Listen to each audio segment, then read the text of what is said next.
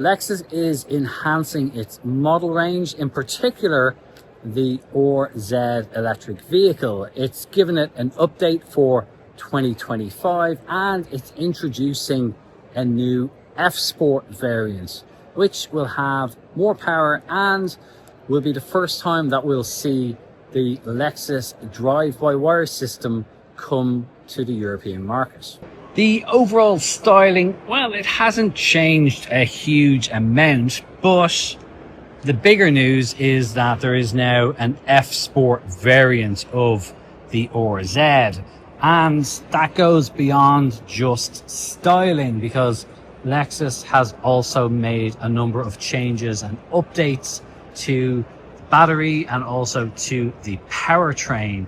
So the good news is this is about to get a lot more powerful, a little bit tastier, and you'll be able to do a little bit more, such as tow more. Yes, towing capacity on the all-wheel drive model, the most powerful model, has doubled from 750 kilograms to 1,500 kilograms. Now, I know not everybody tows, but it is a very useful update for those that do. Now, there's a few other changes, namely, let's start by talking about performance.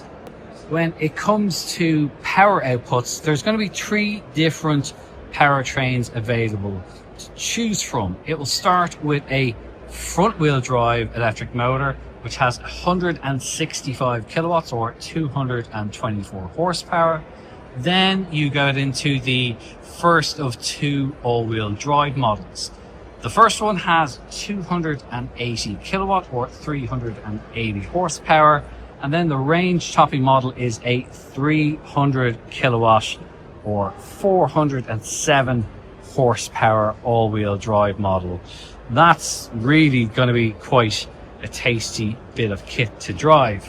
Now, you'll also see this is the F Sport variant, so it does get a number of different styling changes, and you can really see with this contrasting color how good it looks. Now, you'll see the battery charge port there. Now, that hasn't changed a great deal, although the battery has changed. So it's now a 77 kilowatt hour or 72 kilowatt hour usable battery, which does give a good boost in range. So it's almost 100 kilometers extra range than what you would have had before. There's a 150 kilowatt DC charging. You can have 11 kilowatt charging AC as standard, but there's also then the option of a 22 kilowatt AC charging option as well. So that's also pretty good news.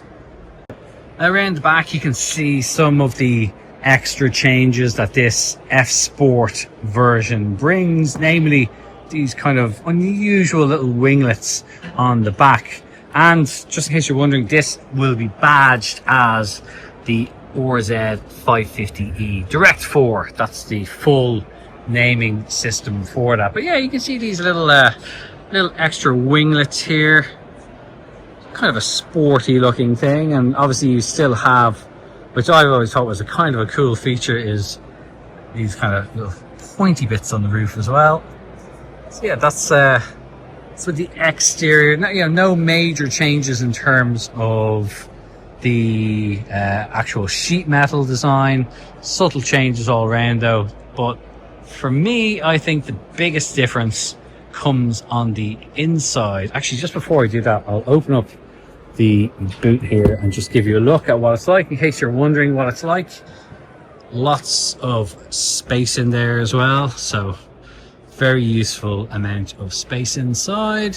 But the big change is inside here, because this is what you get with the F Sport model. Certainly with the range topping model, you won't get it with all F Sport models, but this is Lexus introducing its steer-by-wire. Yes, this is a yoke, if you want to call it that. Quite unusual. So it's almost finished homologation. It's not entirely passed yet, but Lexus is very confident. It's been working very closely with the regulators to ensure that this is all going to be legit, and it will be coming to European models. Very unusual. The whole idea of this setup is that basically, I'll just turn around so I can explain this to you. You basically have no mechanical connection. You have a steer-by-wire system. Now, there's double redundancies put in place. So it is, you know, it's as safe in terms of backups and things like that as really any other traditional steering system. But what this will do is it is speed sensitive. So what it means is at lower speeds, you have much more lock without having to put as much input in. So you don't have to turn the wheel, or don't want to call it a wheel, but you don't have to turn it quite as much. So if if you were negotiating a bend, you might only have to go like that, but you'd actually would have the impact of really turning the wheel. This will do 200 degrees of turn off center. So it really will change quite a lot. But then as your speed increases, you then don't have, that will change the amount of lock. So it's an interesting system. I've not driven it yet, but we are going to be driving it later this year to see what it's like. And everyone says it is initially unusual, but you do get used to it pretty quickly. So there will still be a normal steering wheel available. So if you do just want a round steering wheel, you will be able to get that. But I guess there will be a certain novelty factor with this, that some people will want to have this sort of setup. But tell us in the comments, what do you think? Would you want to have this, or would you want to stick with a normal steering wheel? I'd certainly be willing to try this, that's for sure. Other details, well, you've got just usual high quality Lexus stuff inside here. Really nice materials, really nice quality. You've got a split sunroof there, or glass roof, and large touchscreen display.